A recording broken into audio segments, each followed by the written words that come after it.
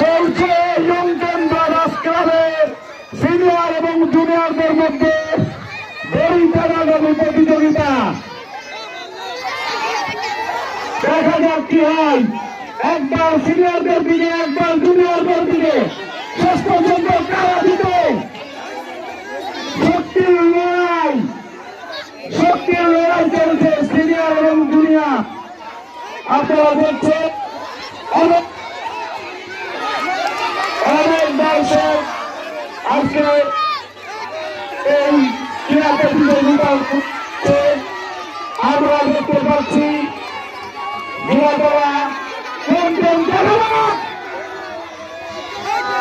কি হয় জুনিয়র